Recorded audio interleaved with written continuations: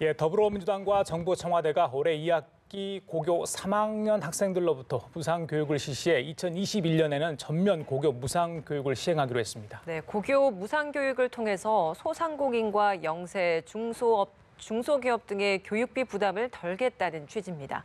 국회 연결해서 내용 자세히 들어보겠습니다. 한지혜 기자. 네, 당정청이 올해 2학기 고등학교 3학년부터 단계적으로 무상교육을 실시하기로 했습니다.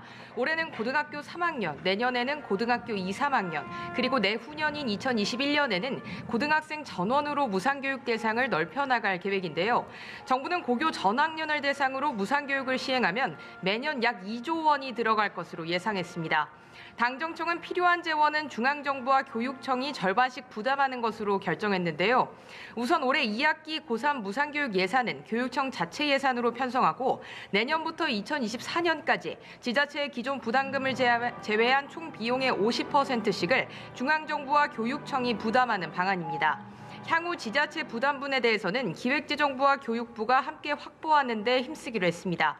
당정청은 현재 국공립학교 입학금과 수업료, 교과서 대금 등이 연간 158만 원에 달하는데 이번 고교 무상교육을 통해 저소득 가구의 소득을 월 13만 원 정도 인상하는 효과가 있을 것으로 기대하고 있습니다. 예, 한 기자, 청와대가 박영선, 김현철 장관을 공식 임명한 것을 두고 여야 대치가 이어지고 있죠? 네, 그렇습니다. 장관 임명을 두고 한국당 등 야당이 거세게 반발하면서 국회가 강대강 대치를 이어가고 있는데요. 민주당은 한국당을 향해 4월 국회까지 파장으로 몰아가서는 안 된다며 더 이상 국정의 발목을 잡지 말라고 맞섰습니다. 홍영표 원내대표는 한국당 황교안 대표가 결사항전을 거론하며 박영선, 김현철 장관 임명에 반발한 데 대해 결사저항에 속듯이 김학의 사건 재수사의 불똥이 본인에게 번지는 것을 막아보겠다는 것이 아닌지 궁금하다고 꼬집었습니다. 한국당은 인사참사와 기강문란, 무분별한 정치 보복에 맞서 조국 민정수석의 사퇴와 대통령의 사과를 받아내겠다고 엄포를 놨습니다. 나경원 원내대표는 검증, 공직기강, 사법 공정성 등 모두 실패로 얼룩진 민정수석은 반드시 문책성 경질해야 한다며 인사라인에 대한 교체도 필요할 뿐 아니라 습관성 청문회 패싱도 막아내야 한다고 비판했습니다. 한국당은 청와대 앞에서 긴급 의원총회를 열고 국회 인사청문 보고서가 채택되지 않은 장관 후보자 임명을 규탄한다는 계획입니다.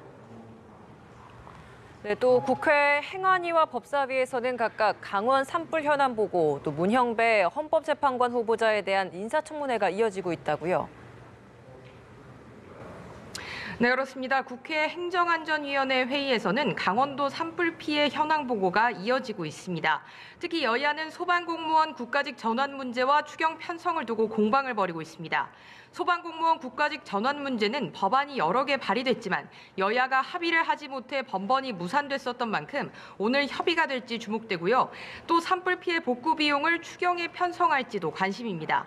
여당은 정부의 탈원전 정책으로 산불이 발생했다고 주장한 한국당의 주장은 명백한 거짓이라며 서둘러 추경 편성에 동참하라고 주장하고 있는데요. 이에 반해 야당은 이번 추경이 내년 총선을 의식한 선심성 예산이 아니냐며 예비비를 우선 사용해야 한다고 맞서고 있습니다. 같은 시각 국제법제사법위원회에서는 문형배 헌법재판관 후보자에 대한 인사청문회가 열리고 있는데요. 한국당은 국회 인사청문 보고서 채택 없이 임명된 박영선, 김현철 장관을 거론하며 청문회 무용론을 제기하고 있습니다.